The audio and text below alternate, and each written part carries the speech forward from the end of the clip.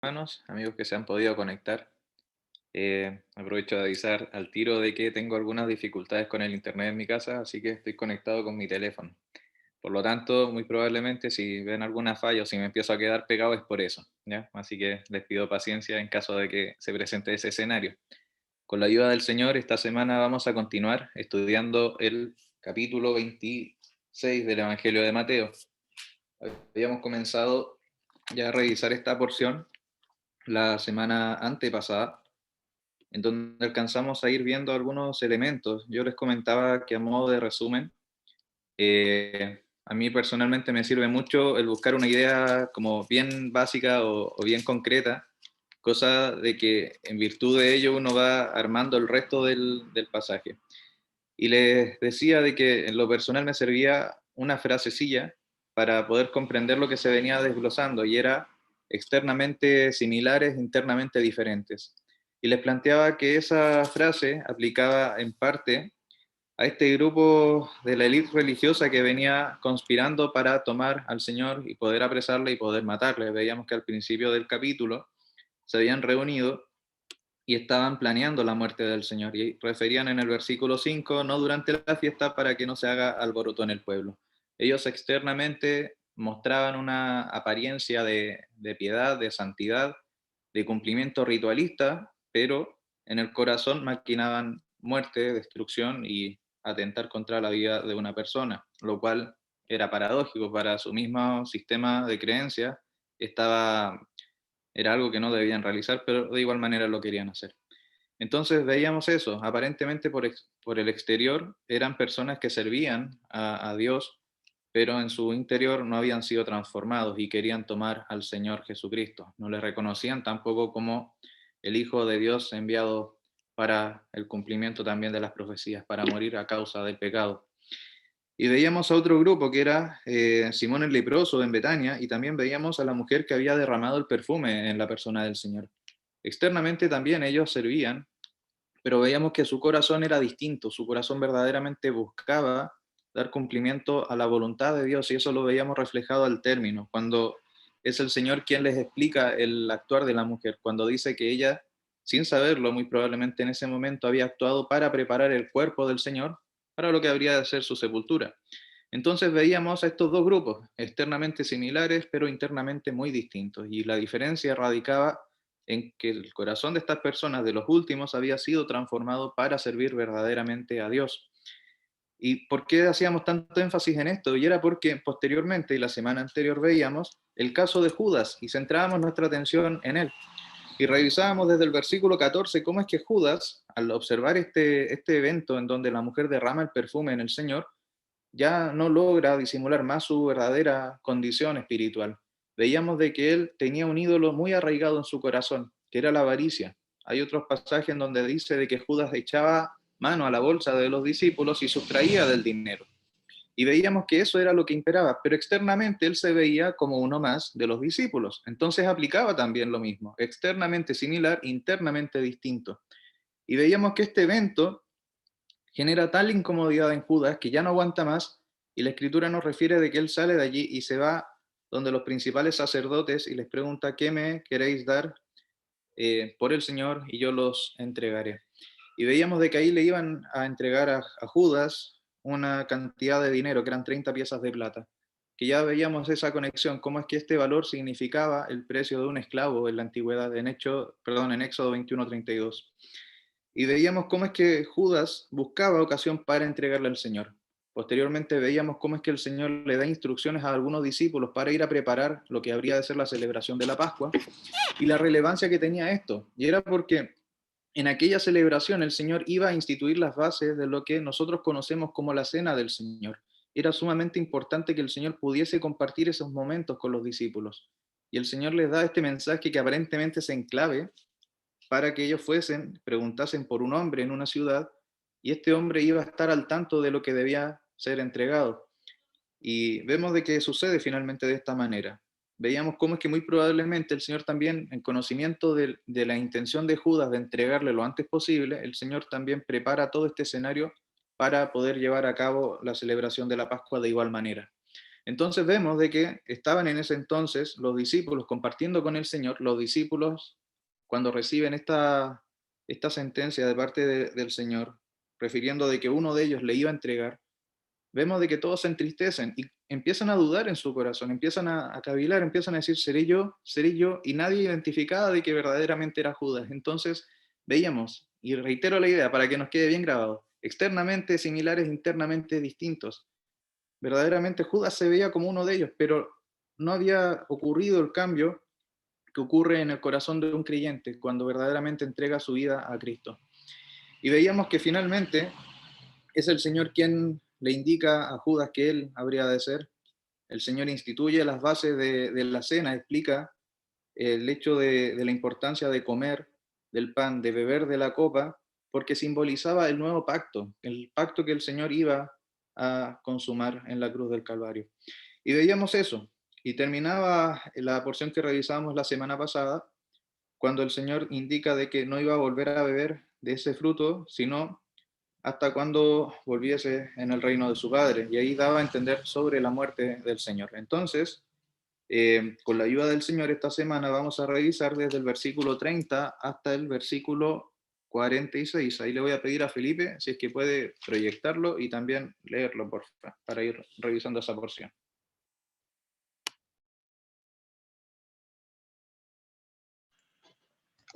Muy bien, dice así. Y cuando hubieron cantado el himno, salieron al monte de los olivos. Entonces Jesús les dijo: todos vosotros os escandalizaréis de mí esta noche, porque escrito está: heriré al pastor y las ovejas del rebaño serán dispersadas. Pero después de que haya resucitado, iré delante de vosotros a Galilea. Respondiendo Pedro le dijo: aunque todos se escandalicen de ti, yo nunca me escandalizaré. Jesús le dijo: de cierto te digo, que esta noche, antes que el gallo cante, me negarás 3 veces. Pedro le dijo: aunque me sea necesario morir contigo, no te negaré. Y todos los discípulos dijeron lo mismo. Entonces llegó Jesús con ellos a un lugar que se llama Getsemaní, y dijo a sus discípulos: sentaos aquí, entre tanto que voy allí y oro. Y tomando a Pedro y a los 2 hijos de Zebedeo, comenzó a entristecerse y a angustiarse en gran manera. Entonces Jesús les dijo: mi alma está muy triste hasta la muerte. Quedaos aquí y velad conmigo. Yendo un poco adelante, se postró sobre su rostro, orando y diciendo: Padre mío, si es posible, pase de mí esta copa, pero no sea como yo quiero, sino como tú. Vino luego a sus discípulos y los halló durmiendo, y dijo a Pedro: ¿así que no habéis podido velar conmigo 1 hora? Velad y orad, para que no entréis en tentación. El espíritu a la verdad está dispuesto, pero la carne es débil.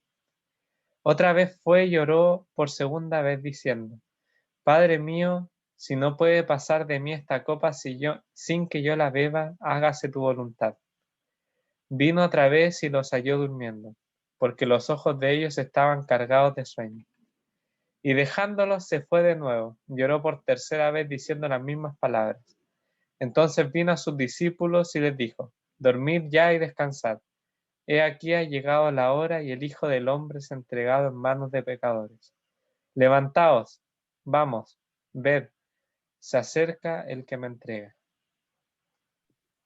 Súper, gracias Felipe. Para contextualizar un poco, quisiera llevarlos a imaginar un poco este escenario que se estaba dando.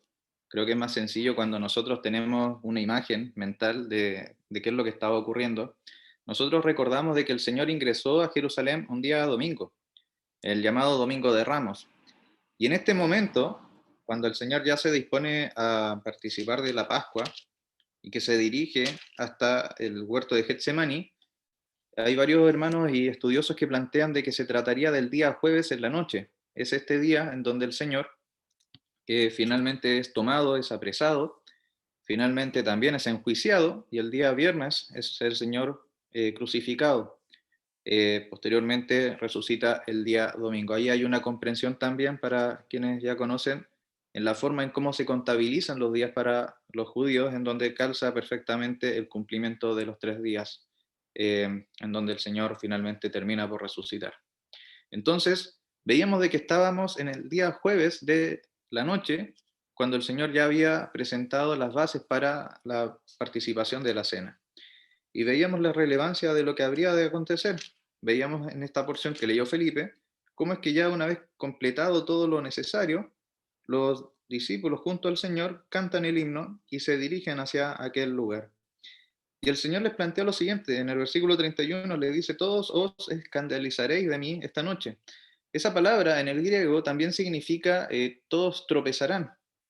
Hay un hermano que planteaba respecto a ello la importancia de lo que iba a suceder posteriormente. Cómo es que lo que los discípulos aseveran en unos pocos versículos posteriores, de que ellos no se iban a escandalizar y todos concuerdan con lo que señala Pedro, verdaderamente el Señor sabía lo que iba a suceder y se lo señala. Pero es algo que a mí por lo menos me maravillaba cuando meditaba en esto en la tarde, cuando hacía la comparación también con lo que sale expresado en el Evangelio de Juan, en el capítulo 17, con la llamada oración intercesora. Es el Señor quien ya en conocimiento de todo lo que habría de acontecer en los discípulos, Él ora para que su fe no falte, para que ellos puedan estar guardados por el Padre, porque el Señor les dice, yo voy a ti, pero guárdalos tú del mal. Y esto es llamativo porque verdaderamente los discípulos iban a tener momentos de flaqueza, iban a haber momentos duros en donde ellos iban a tropezar, iban a haber momentos en donde su fe iba a ser probada. Pero el Señor ora por los discípulos previo a estos momentos, previo a la crucifixión, para que la fe de los discípulos no faltase. Y eso es algo que también alcanza nuestros días, porque la misma oración intercesora, el Señor dice, no oro solamente por ellos, sino que también por los que han de creer, y en eso nos alcanza a nosotros. El Señor en ese momento oraba también por nuestras dificultades, por nuestra flaqueza, por nuestras debilidades, como lo vemos acá en el caso de Pedro, que es más icónico. Finalmente es Pedro quien figura como quien termina por negar al Señor, pero vemos después, o veremos si el Señor lo permite, cómo es que todos los discípulos verdaderamente terminan por huir de allí, terminan por escapar y dejan al Señor y le toman al Señor finalmente y lo llevan a la casa del sumo sacerdote en solitario, sin la compañía de los discípulos allí de manera directa. Entonces, ese es un elemento bastante importante que a mí me maravillaba ver cómo es que el Señor en su pleno conocimiento, Él ora también por los discípulos para que su fe no faltase en estos momentos que iban a afrontar. Y vemos que el Señor llega hasta el huerto, perdón, hasta el jardín de Getsemaní, y se lleva a unos pocos, se lleva a Pedro y a los dos hijos de Zebedeo. Y nos dice la escritura que comienza a entristecerse en el versículo 37 y a angustiarse en gran manera. Hay hermanos que plantean de que el Señor no estaba experimentando un pesar por lo que habría de suceder un par de días más respecto a la crucifixión, en cuanto a términos humanos me refiero, sino más bien al peso espiritual que dicho evento iba a revestir para sí. Porque un hermano al menos lo ilustraba de la siguiente manera, para nosotros que somos seres imperfectos, que estamos en un cuerpo pecaminoso, muchas veces cuando contemplamos un pecado no genera tanta alarma, por decirlo de una manera. Pero Cristo, siendo perfecto, plenamente perfecto, en santidad plena, como no podemos llegar a imaginarnos a cabalidad, Él nos dice la Escritura, se cargó con todo nuestro pecado. Esa carga de angustia, el hecho de verse separado también de Dios en la cruz, de ser desamparado, lo que Él sabía que habría de acontecer, que Él iba a llevar la carga de nuestros pecados, finalmente es lo que se ve manifestado acá, es esa angustia que Él expresa. Su alma estaba muy triste hasta la muerte y les pide a los discípulos que se quedasen allí con él y estuviesen velando. Y acá también me sorprendía ver cómo es que la escritura se va conectando.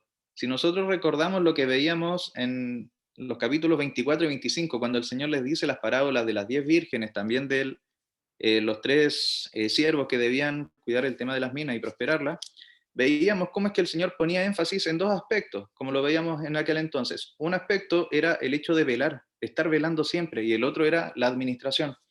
Y acá el Señor les dice, velen, estén velando, estén atentos, estén orando. Pero vemos de que los discípulos no cumplen esto y se quedan dormidos una y otra vez. Pero el Señor se mantiene ocupado todo el tiempo.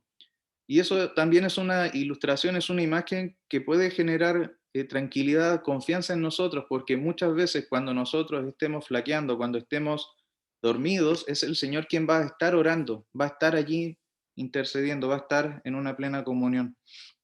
Y eso es algo que nosotros podemos contemplar en Él y ocuparlo también como ejemplo. El versículo 41 creo que logra hacer un resumen de lo que se va desarrollando en esta porción de esta semana. Al menos es el versículo que más claramente, por lo menos para mí, me habla de todo el desarrollo. Y dice así: velad y orad para que no entréis en tentación. El espíritu a la verdad está dispuesto, pero la carne es débil. Acá el Señor toma como una fotografía de la condición humana, verdaderamente, y no solo humana, sino que también del creyente, si es que quiero quizás detallarlo más. Porque el espíritu, la verdad, está dispuesto muchas veces a servir a Dios. Muchas veces nosotros podemos tener el deseo de orar, de poder leer, de poder estar en una comunión íntima con Dios. Pero muchas veces nuestra carne también nos vence. Y es el Señor en donde está allí, está dispuesto también para socorrernos y nos insta a que estemos velando y que estemos orando. Y acá podemos ver cómo es que finalmente se resuelve todo este escenario. El Señor les indica que ya ha pasado el momento en el cual ya deben afrontar los últimos instantes y les indica que ya se aproximaba el hombre que habría de entregarlos, se acercaba ya. Y al menos con eso quería terminar esta revisión. Quedan todavía algunos minutos para que algunos hermanos puedan ir comentando. Hay otras porciones que son interesantes de revisar, por ejemplo, cuando el Señor ora y plantea el tema de la copa, el significado que tiene la copa en el Antiguo Testamento no es menor. Nosotros también podemos ir observando que el castigo que iba a caer sobre el Señor no era cualquier cosa, era un castigo impuesto de parte de Dios a causa del pecado. Bueno, con eso al menos quiero cerrar mi intervención y ahí dejar a otros hermanos que puedan continuar y también aportar. Eso.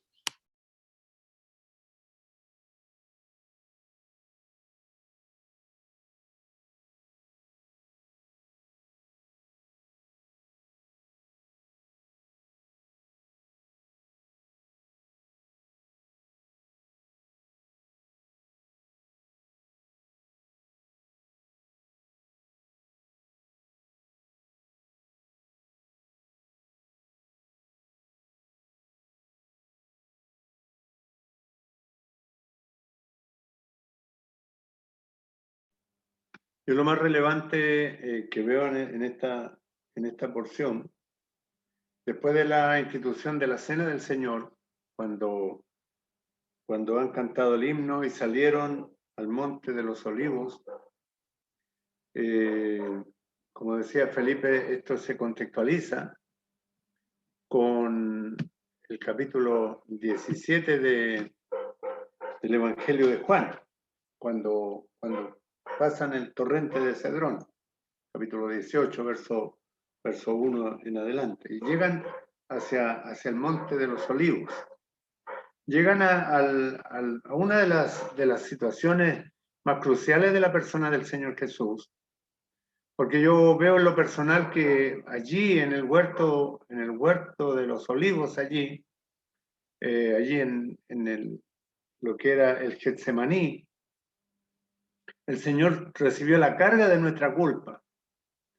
La Getsemaní significa prensa de olivas, donde se ponía todo el peso para prensar la oliva y extraer el aceite de las olivas allí en Getsemaní. Allí habían unos viejos olivos donde se cosechaba, y allí el Señor va a estar en una oración, y el Señor va ministrándole a cada uno de los discípulos, cuando Pedro le dice, aunque todos se escandalicen de ti, yo nunca me escandalizaré. Quizá alguno de nosotros lo hemos dicho alguna vez, yo nunca te dejaré, Señor. Quizá en algún momento en nuestros primeros pasos, en mis primeros pasos en el Señor, yo lo dije, Señor, yo nunca te voy a negar, nunca me voy a apartar. Y lo dijo Pedro, y creo que muchos lo hemos dicho también. Y tristemente nos hemos dado cuenta de que fallamos. Y nuestra carne, como mencionaba en el verso 41, Felipe, el espíritu está dispuesto, más la carne es débil. Antes que el gallo cante, me negarás 3 veces. Y en esta experiencia amarga de Pedro puede vivirlo y puede llorar amargamente en aquella noche también. Llegó Jesús con ellos a un lugar que se llama Getsemaní y dijo a sus discípulos: sentados aquí, entre tanto que voy allí y oro. Y estaba en la comunión, allí en comunión con el Padre. Mi alma está muy triste hasta la muerte, quedaos aquí y velad conmigo. Y vemos aquí al menos cosas puntuales que atañen a nuestra vida diaria. No es tan solo lo que pasó con Pedro allí, sino que a nuestro diario vivir. El Señor le dice a los discípulos, en esa condición en que se encuentra, el Señor con su tristeza, y dice que estaba triste hasta la muerte. Y la verdad que la tristeza, yo veo la tristeza en la carga del pecado nuestro, en la carga de nuestro pecado. Y dice: quedaos aquí y velad conmigo. El Señor pedía solamente que estuvieran con Él, por el momento difícil que estaba pasando, de llevar toda nuestra culpa. Nunca había vivido un momento tan amargo el Señor. Había sido perseguido, lo habían intentado matar, lo habían calumniado, pero nunca una experiencia tan triste y tan amarga como cargar nuestro pecado sobre sí. Porque cuando va un poco adelante, el Señor se postró sobre su rostro orando y diciendo: Padre mío, si es posible, pase de mí esta copa, pero no sea como yo quiero, sino como tú. ¿Cuál copa? ¿Cuál copa? Es la copa de nuestra culpa. La copa amarga era como hiel. Aquel ser santo, irreprensible, sin mancha, sin pecado, habría de cargar con toda nuestra culpa. Con toda nuestra culpa. La culpa mía fue, canta el himno. El himnólogo lo escribió. Pero el Señor quiso rescatarnos. Viene luego a sus discípulos y los halla durmiendo. No fueron capaces.